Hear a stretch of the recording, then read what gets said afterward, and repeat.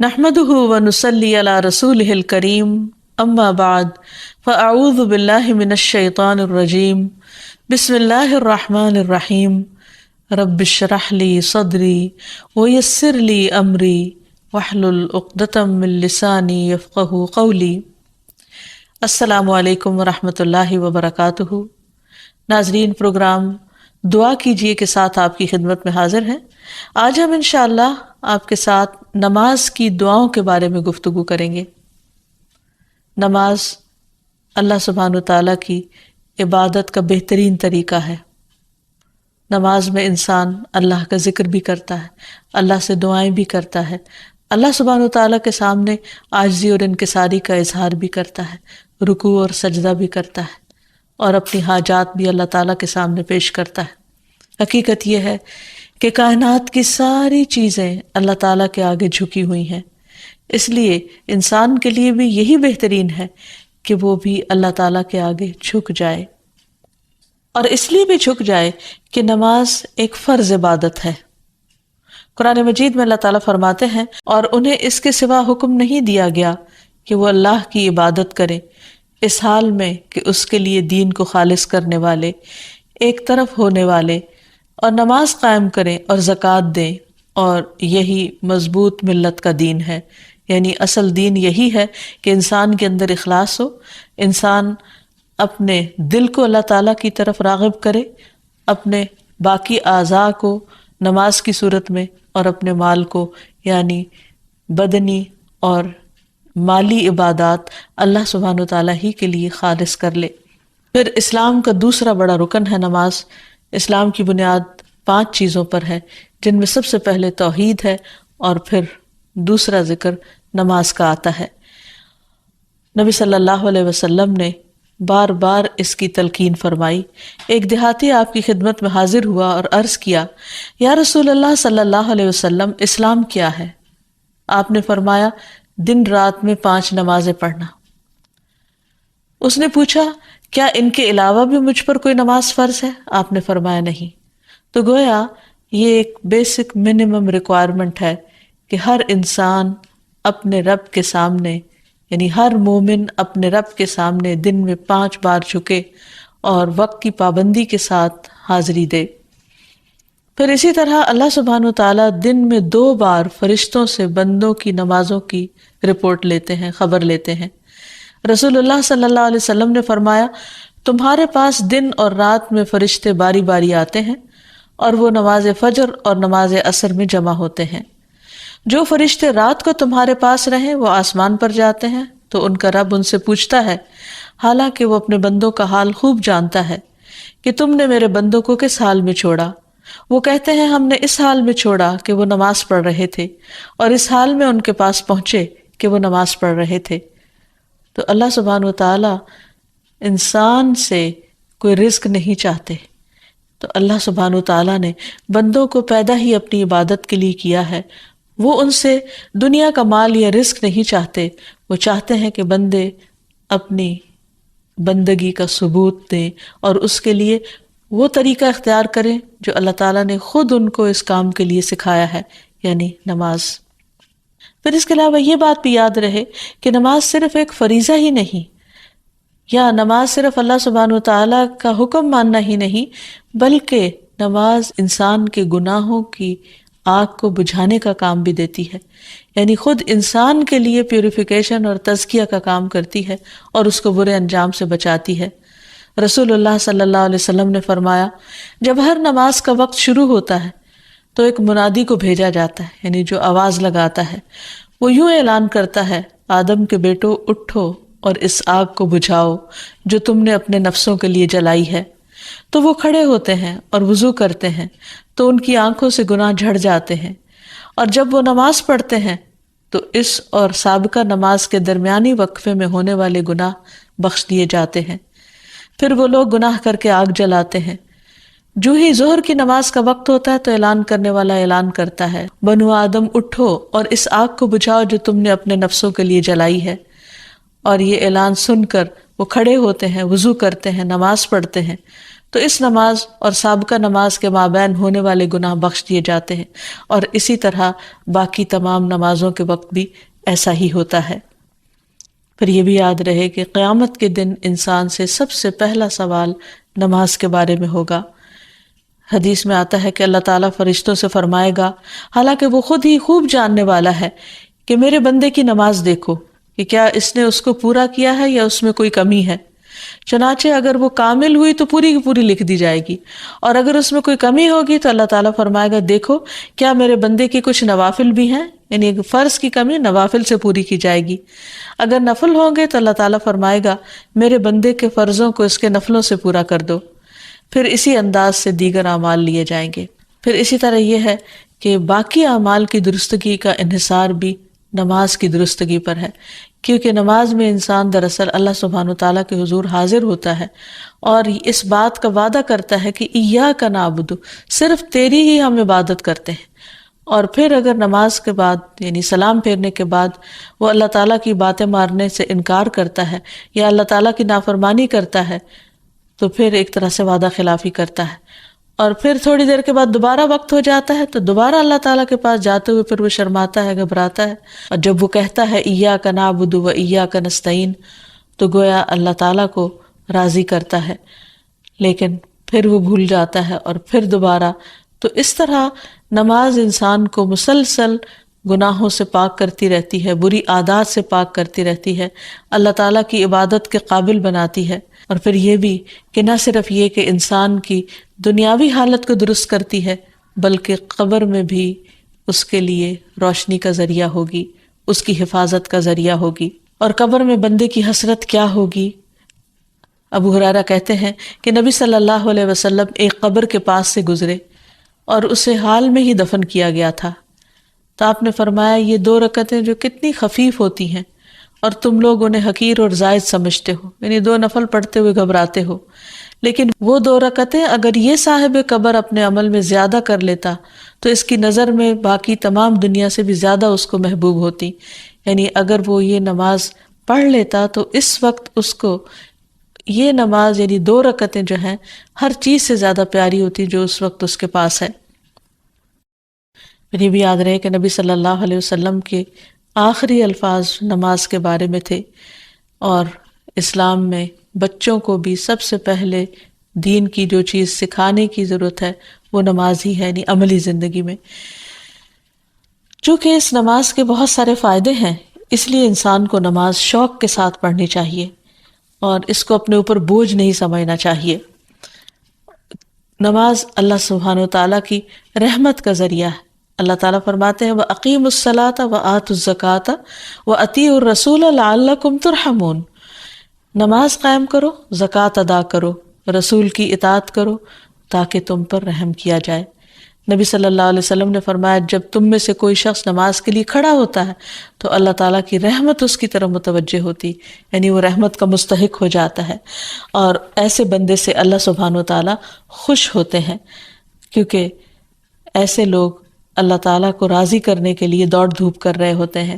فرمایا، جو مسلمان مرد نماز اور ذکر کے لیے مسجدوں میں پابندی سے حاضر ہوتا ہے، اللہ تعالیٰ اس سے ایسا خوش ہوتے ہیں جس طرح مسافر کے گھر والے اس کے گھر واپس آنے پر خوش ہوتے ہیں۔ یعنی ایک شخص لمبے طویل سفر کے بعد جب گھر لوٹتا ہے تو گھر والوں کی خوشی کا ٹھکانہ نہیں ہوتا، تو اسی طرح جب ایک بندہ اپنے دنیا کے کام کاج چھوڑ کر مسجد میں حاضری دیتا ہے تو اللہ سبحانہ وتعالیٰ بھی اس سے اسی طرح خوش ہوتے ہیں۔ پھر اسی طرح خصوصی طور پر جو شخص فجر کی نماز پڑھتا ہے وہ اللہ کے ذمے میں آ جاتا ہے، اللہ تعالیٰ کی پناہ میں آ جاتا ہے۔ رسول اللہ صلی اللہ علیہ وسلم نے فرمایا، جس نے صبح کی نماز پڑھی وہ شام تک اللہ کے ذمے میں ہے۔ پھر اسی طرح ایسا شخص فرشتوں کی دعائیں پاتا ہے۔ رسول اللہ صلی اللہ علیہ وسلم نے فرمایا، جب کوئی شخص نماز کے بعد اپنی جائے نماز پر بیٹھا رہتا ہے تو فرشتے اس پر صلات پڑھتے رہتے ہیں، اور فرشتوں کی صلات کیا ہے؟ اللہم اغفر لہ، اللہم ارحمہ، اے اللہ تو اسے بخش دے، اے اللہ تو اس پر رحم فرما۔ تو اسے یہ بھی پتہ چلتا ہے کہ نماز کا سلام پھیرتے نہیں اٹھ جانا چاہیے، بلکہ اپنی جگہ پر بیٹھ کر دعا کرنی چاہیے، ذکر کرنا چاہیے، اور خاص طور پر اگر ایک نماز کے بعد دوسری نماز کا انتظار کرنا پڑے تو اس سارے وقت میں، اس سارے عرصے میں ایسا شخص فرشتوں کی دعائیں لیتا رہتا ہے۔ پھر اسی طرح یہ ہے کہ نماز سے انسان کے گناہ جھڑتے ہیں، اس کے بوجھ ہلکے ہوتے ہیں، اور پھر انسان کو پاک کرنے کا ذریعہ بنتی ہے۔ رسول اللہ صلی اللہ علیہ وسلم نے فرمایا، جب بندہ وضو کرتا ہے اور کامل وضو کر کے نماز شروع کرتا ہے، اور کامل یعنی مکمل نماز پڑھتا ہے، تو اپنی جگہ سے ایسے نکلتا ہے جیسے ماں کے پیٹ سے وہ اپنے تمام گناہوں سے پاک ہو چکا ہوتا ہے۔ ویسے بھی آپ صلی اللہ علیہ وسلم نے ایک مشہور اگزامپل میں یہ سمجھایا کہ کیا تم میں سے کسی شخص کے دروازے پر اگر نہر ہو اور وہ دن میں 5 مرتبہ اس میں نہائے تو اس کے جسم پر کوئی میل کچیل باقی رہے گا؟ لوگوں نے عرض کیا کہ ہرگز نہیں۔ تو آپ نے فرمایا جو شخص 5 نمازیں پڑھتا ہے تو اس پر بھی کسی قسم کے گناہ باقی نہیں رہتے۔ آپ نے ایک اور جگہ پر یہ بھی فرمایا کہ مسلمان بندہ جب اللہ کی رضا حاصل کرنے کے لیے نماز پڑھتا ہے تو اس کے گناہ اسی طرح جھڑ جاتے ہیں جیسے اس درخت کے یہ پتے جھڑتے ہیں، یعنی جو خزاں کے موسم میں درختوں سے پتے جھڑتے ہیں تو کچھ بھی باقی نہیں رہتا۔ اسی طرح نماز کے ساتھ سارے گناہ ایسے صاف ہوتے ہیں کہ کچھ بھی اس کے اوپر بوجھ باقی نہیں رہتا۔ پھر اسی طرح انسان کی برائیاں دور ہو جاتی ہیں، بری عادات دور ہوتی ہیں، دنیا اور آخرت میں انسان کو نور نصیب ہوتا ہے، کیونکہ نبی صلی اللہ علیہ وسلم نے فرمایا کہ الصلاۃ نور، نماز نور ہے، انسان اس سے راحت اور سکون پاتا ہے۔ نبی صلی اللہ علیہ وسلم جب پریشان ہوتے تو حضرت بلال کو کہتے کہ یا بلال نماز قائم کرو، یعنی اذان دو اور مجھے راحت پہنچاؤ۔ آپ نے اسے اپنی آنکھوں کی ٹھنڈک قرار دیا۔ پھر اسی طرح قرآن مجید سے یہ بھی پتہ چلتا ہے کہ نماز انسان کو برائیوں اور بے حیائیوں سے بھی روکتی ہے۔ اللہ تعالیٰ فرماتے ہیں ان الصلاۃ تنہی عن الفحشاء والمنکر، کہ نماز انسان کو بے حیائی اور برائی سے روکتی ہے۔ وَلَذِكْرُ اللَّهِ اکبر، اور اللہ کا ذکر یقیناً سب سے بڑا ہے۔ وَاللَّهُ يَعْلَمُ مَا تَصْنَعُونَ، اور اللہ خوب جانتا ہے جو تم کرتے ہو، یعنی جو بھی تمہارے اعمال ہیں ان سے خوب واقف ہے۔ پھر اسی طرح یہ ہے کہ انسان سے برے اخلاق اور بری صفات جو ہیں وہ ختم ہوتی چلی جاتی ہیں، کیونکہ اللہ تعالیٰ کا وعدہ ہے کہ جو شخص اپنی نماز میں پابندی کرے گا وہ ان چیزوں سے بچے گا۔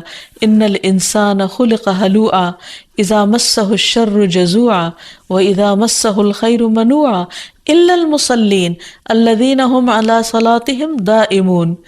بلا شبہ انسان تھوڑ دلا بنایا گیا ہے، جب اسے کوئی تکلیف پہنچتی ہے تو گھبرا اٹھتا ہے، جب اسے مال ملتا ہے تو بخیل بن جاتا ہے، سوائے نماز ادا کرنے والوں کے جو اپنی نماز پر ہمیشگی اختیار کرتے ہیں، یعنی ایسے لوگ پھر ان برائیوں سے بچ جاتے ہیں۔ پھر اسی طرح روزمرہ زندگی میں پیش آنے والے جو فتنے ہیں ان کا کفارہ بھی نماز بنتی ہے۔ پھر اسی طرح قیامت کے دن برہان اور نجات کا ذریعہ بنے گی نماز، اور جو شخص نمازیں ضائع نہ کرے اس سے جنت کا وعدہ کیا گیا ہے۔ رسول اللہ صلی اللہ علیہ وسلم نے فرمایا اللہ نے اپنے بندوں پر 5 نمازیں فرض کر دی ہیں، جو شخص انہیں اس طرح ادا کرے کہ ان میں سے کسی چیز کو ضائع نہ کرے اور نہ ان کا حق معمولی سمجھے تو اللہ تعالیٰ کا وعدہ ہے کہ اسے جنت میں داخل کرے گا، اور جو انہیں اس طرح ادا نہ کرے تو اس سے اللہ تعالیٰ کا کوئی وعدہ نہیں، چاہے تو سزا دے چاہے تو معاف کر دے۔ اس لیے نماز کے سلسلے میں یہ بات بھی یاد رہے کہ انسان نماز کو صحیح طریقے پر ادا کرے، یعنی پورے آداب، شرائط اور سنن واجبات کی پابندی کرتے ہوئے۔ اور اگر انسان نماز کی طرف راغب نہیں ہوتا تو اس سے انسان کا بہت بڑا نقصان ہو جاتا ہے۔ اللہ سبحانہ و تعالیٰ قرآن مجید میں فرماتے ہیں وَأَقِيمُوا الصَّلَاةَ وَلَا تَكُونُوا مِنَ الْمُشْرِكِينَ، نماز قائم کرو اور مشرکین میں سے نہ ہو جاؤ۔ یعنی نماز جو ہے وہ انسان کی توحید کی علامت ہے، انسان کے ایمان کی گواہی ہے۔ نبی صلی اللہ علیہ وسلم نے فرمایا انسان اور اس کے کفر اور شرک کے درمیان فرق نماز سے ہوتا ہے، یعنی نماز کا چھوڑنا جو ہے وہ اس فرق کو ختم کر دیتا ہے۔ پھر اسی طرح منافقین جو تھے ان پر نماز بہت بھاری تھی، تو یہ نفاق کی علامتوں میں سے ہے کہ انسان نمازوں میں سستی کرے۔ قرآن مجید میں آتا ہے وَلَا يَأْتُونَ الصَّلَاةَ إِلَّا وَهُمْ كُسَالَىٰ، کہ وہ نماز نہیں پڑھتے مگر سستی کے مارے، یعنی بہت بوجھل سمجھ کے اور بہت مصیبت سمجھ کر اس کو ادا کرتے ہیں، شوق سے نماز کی طرف نہیں آتے۔ پھر آپ نے یہ بھی فرمایا کہ جس نے نماز ترک کر دی، چھوڑ دی، اس کا کوئی دین نہیں، یعنی یہ دیندار ہونے کی علامت ہے۔ پھر اسی طرح آپ نے فرمایا کہ اس شخص کا کوئی ایمان نہیں جس نے نماز ادا نہیں کی۔ پھر اسی طرح یہ ہے کہ ایسے شخص سے اللہ تعالیٰ کی ذمہ داری ختم ہو جاتی ہے، یعنی حفاظت ختم ہو جاتی ہے۔ اور ایک نماز کا چھوڑنا بھی بہت بڑا نقصان ہے۔ آپ نے فرمایا جس کی عصر کی نماز فوت ہو گئی گویا اس کا مال اور اولاد فنا ہو گیا. یعنی اتنے بڑے بڑے نقصان انسان کرتا ہے جب نماز چھوڑتا ہے. پھر اسی طرح بے نمازی انسان کے لیے موت کی سختیوں کا بھی ذکر ہے. فرمایا وَالْتَفَّتِ السَّاقُ بِالسَّاقِ إِلَىٰ رَبِّكَ يَوْمَئِذٍ الْمَسَاقُ فَلَا صَدَّقَ وَلَا صَلَّىٰ وَلَٰكِنْ كَذَّبَ وَتَوَلَّىٰ. اور پنڈلی پنڈلی کے ساتھ لپٹ جائے گی. اس دن تیرے رب ہی کی طرف روانگی ہے، سو اس نے نہ تصدیق کی اور نہ نماز ادا کی، لیکن اس نے جھٹلایا اور منہ پھیرا.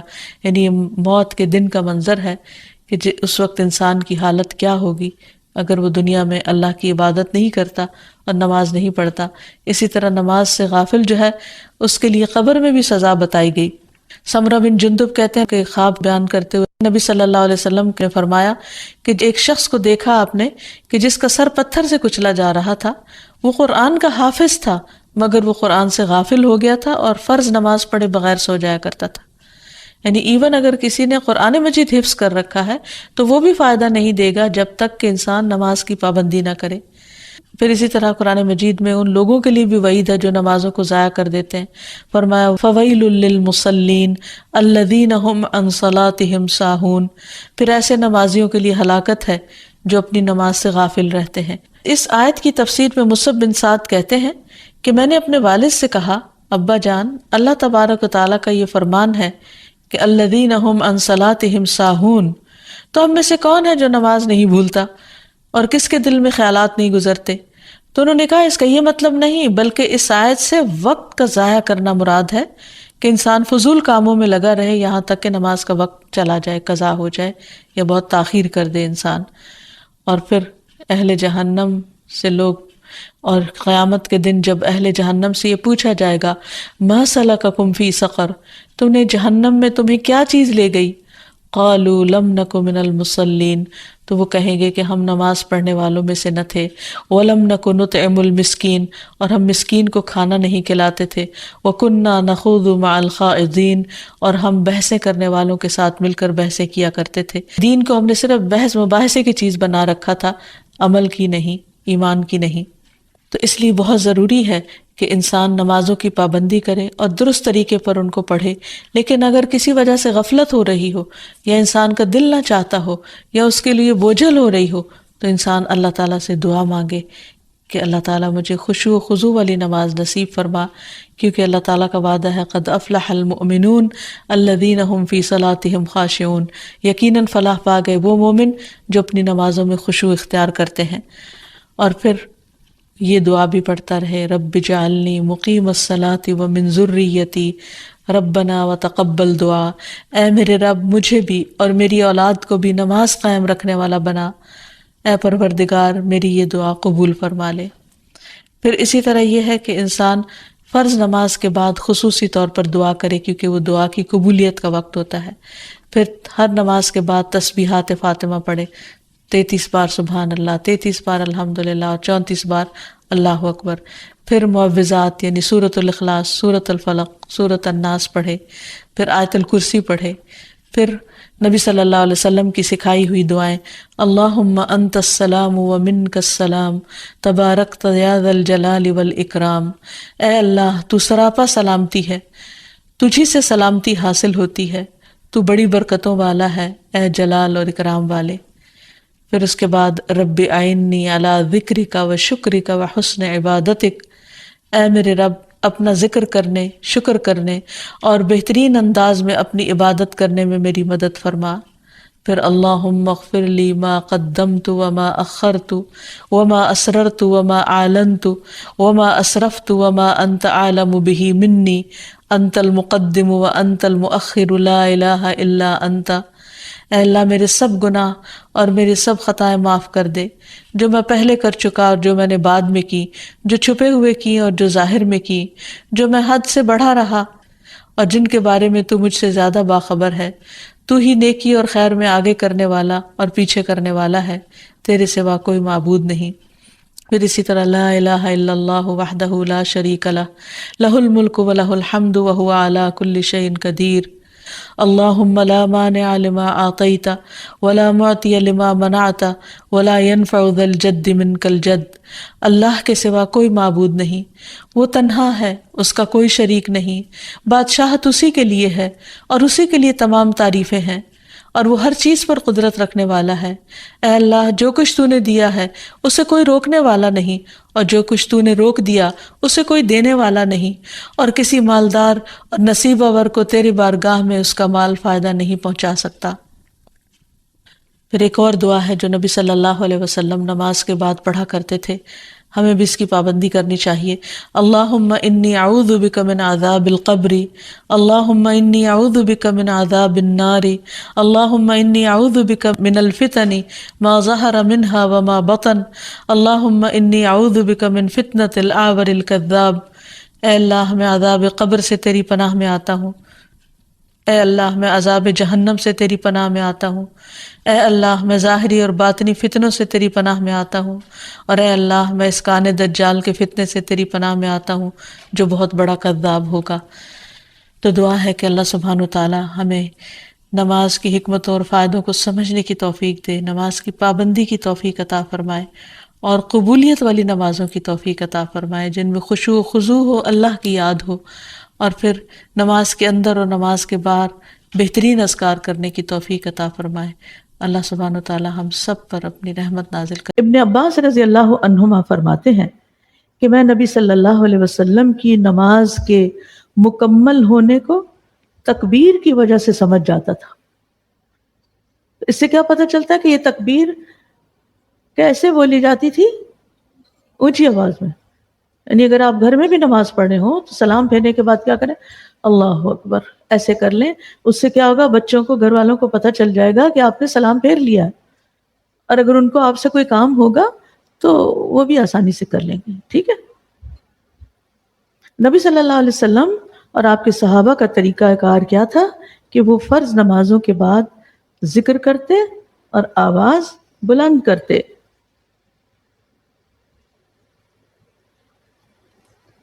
وہ مرد آ کے لائٹ آف کریں گے، میں نے یہ لائٹس آف کروائی ہیں پیچھے کی، ان سے بہت زیادہ ہیٹ آ رہی ہے، اس لیے میں نے نقاب کیا۔ آپ میں سے کوئی کرنا چاہے ٹھیک۔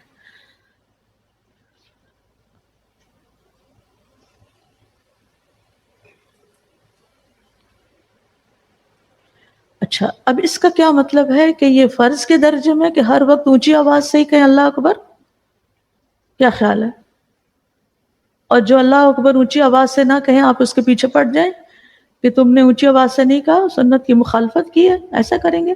نہیں۔ نبی صلی اللہ علیہ وسلم کیوں ایسا کیا کرتے تھے؟ صحابہ کو ذکر کی کیفیت سمجھانے کے لیے بھی، لیکن اگر کوئی آہستہ آواز سے بھی دل میں بھی یعنی زیر لب کہتا ہے اللہ اکبر، تو اس میں کوئی حرج کی بات نہیں ہے، چونکہ ساری عبادات کا اصل مقصد اللہ کی یاد قائم کرنا ہے، اللہ سبحانہ وتعالیٰ کو یاد کرنا ہے۔ تو پھر اگر اللہ کی عبادت اور اللہ کو یاد کرنا ہے تو پھر ہمیں کیا کرنا چاہیے؟ اللہ کی بڑائی بیان کرنی چاہیے، اور اللہ کا ذکر ہر چیز سے بڑا ہے۔ اور نماز کے بعد اللہ اکبر کہنا اس بات کی دلیل ہے کہ جتنی بھی عبادات ہیں ان سب کا اصل مقصد اللہ کی یاد ہے، اللہ سے تعلق قائم کرنا ہے، اللہ کا شکر ادا کرنا ہے۔ قرآن مجید میں آتا ہے اتل ما اوحی الیک من الکتاب واقم الصلاۃ ان الصلاۃ تنہی عن الفحشاء والمنکر ولذکر اللہ اکبر واللہ یعلم ما تصنعون۔ کتاب میں سے جو آپ کی طرف وحی کیا گیا ہے اس کی تلاوت کیجیے اور نماز قائم کیجیے، بے شک نماز بے حیائی اور برائی سے روکتی ہے، اور یقیناً اللہ کا ذکر تو سب سے بڑی چیز ہے، وَلَذِكْرُ اللَّهِ اکبر، اور اللہ کو معلوم ہے جو کچھ تم کرتے ہو۔ تو اس سے یہ پتہ چلتا ہے کہ بذات خود اللہ کو یاد کرنا بھی بہت بڑی چیز ہے، لیکن اس میں خصوصاً اللہ کی کبریائی کا اقرار کرنا یہ بہت افضل ترین عمل ہے۔ اور اس میں اس بات کا اظہار بھی ہے کہ اے اللہ، میں اپنے آپ کو بڑا نہیں سمجھتا، میں تجھی کو بڑا سمجھتا ہوں، تو ہی بڑا ہے. اور اس سے اپنی عاجزی کا بھی اظہار ہوتا ہے. اور پھر اس سے دل کی اصلاح ہوتی ہے. اور پھر دنیا چھوٹی لگتی ہے. جب دنیا چھوٹی لگتی ہے تو دنیا سے بے رغبتی ہوتی ہے کہ نہیں؟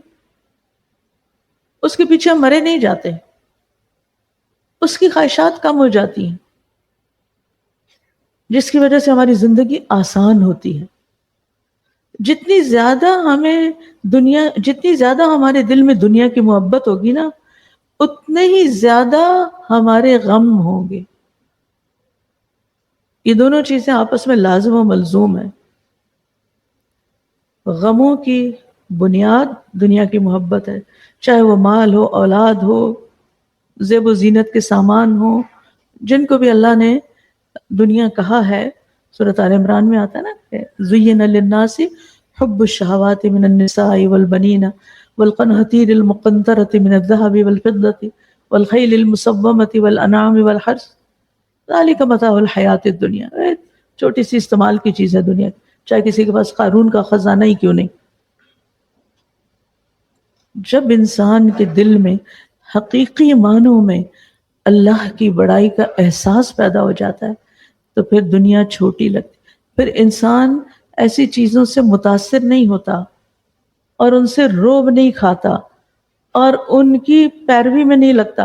کیونکہ ہوتا پتہ ہے کیا، جس کو آپ بڑا سمجھتے ہیں آپ اسی کی بات اسی کی بات ماننا شروع کر دیتے ہیں.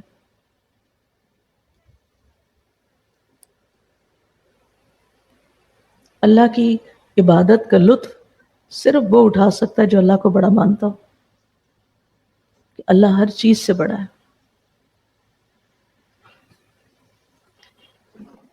اور پھر آپ دیکھیے کہ جب انسان اللہ کو بڑا مان لیتا ہے، اس کی بڑائی کو تسلیم کر لیتا ہے، تو پھر اس کے آگے خشوع و خضوع کے ساتھ جھک جاتا ہے، عاجزی اختیار کر لیتا ہے. یہ تکبر کا علاج ہے. ویسے تو پوری نماز ہی تکبر کا علاج ہے، لیکن جب شعوری طور پر انسان نماز کے بعد بھی اللہ اکبر کہتا ہے تو پھر اس کے اندر یقینی طور پر عاجزی آتی ہے، جو کہ اللہ تعالیٰ کو بہت پسند ہے. اللہ سبحانہ و تعالیٰ، جب ہم کہتے ہیں اللہ بڑا ہے، تو وہ اپنی ذات میں بھی بڑا ہے، اور اس کا عرش بھی بڑا ہے، اس کی کرسی بڑی ہے، اور ہم اس کی عظمت کا احاطہ ہی نہیں کر سکتے، اس کی بڑائی کا. آپ دیکھیں زمین کے مقابلے میں آسمان کتنا بڑا ہے، بڑا ہے کہ نہیں؟ آسمان کے مقابلے میں کرسی کتنی بڑی ہے، اور پھر کرسی کے مقابلے میں عرش کی عظمت. یعنی انسان کی عقل اس کو کمپریہینڈ نہیں کر پاتی. یہ تو مخلوقات کا حال ہے، تو پھر خالق کی کیا شان ہوگی؟ وَلَا يُحِيطُونَ بِشَيْءٍ مِّنْ عِلْمِهِ إِلَّا بِمَا شَاءَ. اور جب ہم یہ کلمہ ادا کرتے ہیں، اللہ اکبر کہتے ہیں، تو دوسرے لفظوں میں یہ پورے دین کی حقیقت بیان کرتے ہیں. یعنی ہم اللہ کی اطاعت کا جو بھی کام کرتے ہیں، چاہے وہ عبادات سے متعلق ہو تو یقینی طور پر، اور اس کے علاوہ بھی اپنی معاشی زندگی میں، معاشرتی زندگی میں، گھریلو زندگی میں، جہاں جہاں اللہ کی بات مانتے ہیں. ویسے نماز روزے کے علاوہ اللہ تعالیٰ کا کوئی اور حکم بھی ہے؟ مثلا کیا ہوگا؟ میں یا ایھا الذین آمنو کہہ کے کوئی بات کہی گئی ہو تو آپ بتائیں مجھے. مثلا اللہ تأکلوا الربا، اللہ کا حکم ہے نا، اے لوگوں جو ایمان لائے اور ربا نہ کھاؤ. لا تأکلوا الربا، سود کے قریب نہیں جانا. تو جب ہم اللہ کو بڑا سمجھتے ہیں تو پھر اللہ کے حکم کو بھی بڑا سمجھتے ہیں. وہ حکم چاہے کسی بھی قسم کا ہو، کیونکہ ہم نے اس کو بڑا مان لیا ہے، ہر لحاظ سے بڑا مان لیا ہے، اور ہر لحاظ سے بہتر بھی، اور ہر لحاظ سے مہربان بھی، تو پھر ہمیں اس کی بات ماننے میں کچھ مشکل نہیں ہوتی، خوشی خوشی جی اللہ، اللہ سبحانہ وتعالیٰ، سبحان اللہ، لبیک اللہم، اللہ میں حاضر ہوں، آپ کا حکم ہے، میں آپ پر ایمان رکھتی ہوں، میں آپ سے محبت کرتی ہوں، میں آپ کو بڑا سمجھتی ہوں، آپ کا حکم ہے، میں ماننے کو تیار۔ خواتین کے لیے آپ دیکھیں حجاب کا حکم ہے، قرآن مجید میں آتا ہے نا، سورۃ الاحزاب آیت نمبر 59، یا ایھا النبی قل لازواجک، کون خطاب کر رہا ہے نبی کو؟ اللہ سبحانہ وتعالیٰ کیا فرما رہے ہیں؟ اے نبی آپ کہیے، کس کو؟ لازواجک، اپنی بیویوں کو، و بناتک، اور اپنی بیٹیوں کو بھی، اپنے گھر سے شروع کیجئے، وہ نساء المومنین، مومنوں کی عورتوں کو، یعنی ساری مومن عورتوں کو کیا کہیے؟ کس کا حکم آ رہا ہے پیچھے سے، اور کس کے ذریعے کہلوایا جا رہا ہے؟ اللہ تعالیٰ کے ذریعے، یدنین علیہن من جلابیبہن، اپنے اوپر ڈال لیں اپنی چادروں کے پلو، لٹکا لیں۔ گویا گھر سے باہر نکلنے کے لیے عورت کو ایک اور لباس کی ضرورت ہوتی ہے، چادر کی ضرورت ہوتی ہے، اور یہ جو گاؤن وغیرہ اور یہ مختلف قسم کے برقع شرقے ہیں، یہ اصل میں اسی چادر کو کنوینئنس کے لیے تھوڑا سی لیا گیا ہے، لیکن جو گھر میں آپ نے ڈریس پہنا ہوا ہے، یا کسی پارٹی میں پہنا ہوا ہے، کسی شادی میں پہنا ہوا ہے، اس کو پہن کے آپ باہر نہیں نکل سکتے، اللہ کا حکم ہے۔ یہ کیسے ہو سکتا ہے کہ ایک عورت نماز پڑھے اور اللہ اکبر اللہ اکبر اللہ اکبر اللہ اکبر کئی دفعہ کہے، اور اس کے بعد یہ کہ اللہ تعالیٰ ایک طرف اور اپنی مرضی ایک طرف، پھر اس کی خواہش سب سے بڑی اور اپنی مرضی سب سے بڑی، اور پھر اس پر چلے، کہ نہیں ہو سکتا؟ پھر اس کا دل چاہے یا نہ چاہے، وہ کہتے ہیں چونکہ اللہ بڑا ہے، اور اللہ کے ہر حکم میں کوئی حکمت ہے، اور وہ مہربان ہے، الرحمن اور رحیم ہے، وہ اللطیف ہے، لطف کرنے والا ہے، وہ ہم ساری دنیا سے بڑھ کر ہمارے لیے مہربان ہے، لہذا پوری دنیا ایک طرف اور اس کا حکم ایک طرف، میں تو ضرور مانوں گی، کوئی اور مانے یا نہ مانے، میں نے یہ نہیں دیکھنا اور کون مان رہا ہے۔ اور پھر آپ دیکھیے کہ یہ کلمہ اللہ اکبر جو ہے، یہ اللہ تعالیٰ کے محبوب کلمات میں سے بھی ہے۔